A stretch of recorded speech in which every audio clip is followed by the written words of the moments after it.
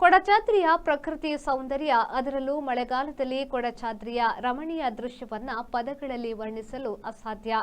ಇದೊಂದು ಪ್ರಕೃತಿ ಮಧ್ಯೆಯ ಅದ್ಭುತ ಸೃಷ್ಟಿ ಎಂದೇ ಹೇಳಬಹುದು. ಈ ಬಗ್ಗೆ ಒಂದು ವರದಿ ಇದೆ, ನೋಡ್ಕೊಂಡು ಬರೋಣ.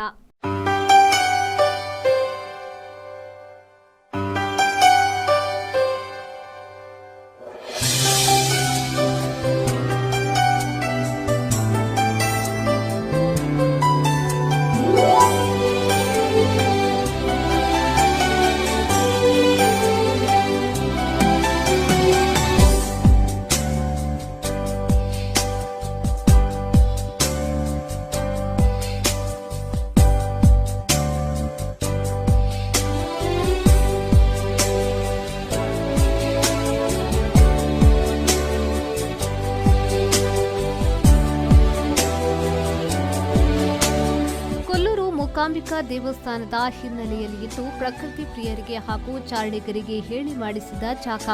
ಕೊಡಚಾದ್ರಿ ಬೆಟ್ಟ ಸಾಲುಗಳು ಮೂಕಾಂಬಿಕಾ ವನ್ಯಜೀವಿ ಅಭಯಾರಣ್ಯದ ವ್ಯಾಪ್ತಿಯಲ್ಲಿ ಬರುತ್ತದೆ. ಬೆಟ್ಟವನ್ನ ಹತ್ತುವುದೇ ಒಂದು ಮನೋರಂಜನಾ ಚಟುವಟಿಕೆ. ರಕ್ತದ ಕಣಕಣದಲ್ಲೂ ಇರುವ ಟ್ರೆಕ್ಕಿಂಗ್ ಕಿಚ್ಚು ಹೆಚ್ಚುವುದರಲ್ಲಿ ಯಾವುದೇ ಸಂಶಯವಿಲ್ಲ. ಬೆಟ್ಟದ ತುದಿಗೆ ಟ್ರೆಕ್ಕಿಂಗ್ ಮಾಡುತ್ತಾ ಸಾಗುವಾಗ ಕಂಡುಬರುವ ವನರಾಶಿ, ಕಾಡು, ಮಳೆಗಾಲದಲ್ಲಿ ಪ್ರತಿಯೊಬ್ಬರು ಪ್ರವಾಸಿಗರು ಜರ್ಕಿನ್ ಬಳಸಿ ಬರುವುದು ಸಹಜ. ಬೆಟ್ಟದ ಮೇಲೆ ಒಂದೇ ಸಮನೆ ಮಳೆ ಸುರಿಯುವುದರಿಂದ ಮತ್ತಷ್ಟು ಹುಮ್ಮಸ್ಸು ತುಂಬುತ್ತದೆ. ಅಂದ ಹಾಗೆ ಹಚ್ಚ ಹಸಿರು ದೃಶ್ಯಗಳು ನಮ್ಮನ್ನ ಮನಸೂರೆಗೊಳಿಸಿತ್ತು. ಮಳೆಗಾಲದಲ್ಲಿ ಕೊಡಚಾದ್ರಿಯ ಧರೆಗಿಳಿದ ಅಪ್ಸರಿಯಂತೆ ಕಾಣುವುದಂತೂ ಖಂಡಿತ. ಸುತ್ತಲೂ ಮಂಜು ಮುಸುಕಿನ ವಾತಾವರಣ, ತಂಪು ಗಾಳಿ ಸೂಸುವ ಪರಿಸರ, ಮಳೆ ನೀರಿನ ತುಂತುರು ಹನಿ, ಎಲ್ಲೆಲ್ಲೋ ಹಸಿರು, ತಾಜಾ ನೀರಿನ ಕೆರೆ ತೊರೆಗಳು, ನಗರದ ಗೌಜು ಗದ್ದಲಗಳೆಲ್ಲ ಶಾಂತತೆ ಇದನ್ನ ಒಂದು ಭೂಮಿ ಮೇಲಿನ ಸ್ವರ್ಗದ ಹಾಗೆ ಕಾಣುವಂತೆ ಮಾಡುತ್ತದೆ. ಒಟ್ಟಾರೆಯಾಗಿ ಕೊಡಚಾದ್ರಿ ಪ್ರವಾಸಿಗರಿಗೆ ಒಂದು ಅದ್ಭುತ ತಾಣ. ಕೊಡಚಾದ್ರಿಯ ತುದಿಯಲ್ಲಿ ಅಥವಾ ಶಿಖರದಲ್ಲಿ ಶಂಕರ ಪೀಠವಿದೆ. ಪುರಾಣಗಳು ಆದಿಶಂಕರಾಚಾರ್ಯರು ದೇವಿಯ ಆಶೀರ್ವಾದ ಪಡೆಯಲು ತಪಸ್ಸು ಮಾಡಿದ್ದರು ಎಂದು ವಿವರಿಸುವ ಸ್ಥಳ ಇದು.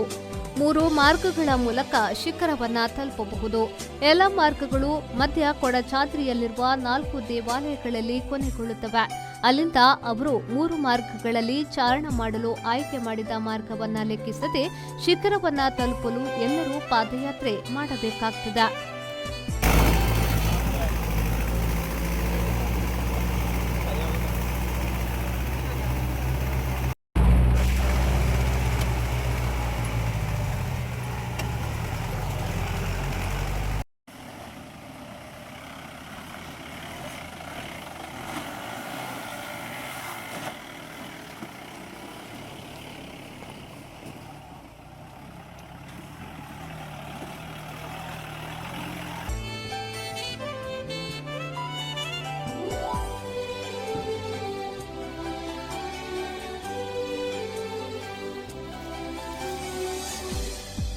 ಜೆಪಿ ಬಡಾಕೆರೆ, ವಿ4 ನ್ಯೂಸ್, ಬೈಂದೂರು.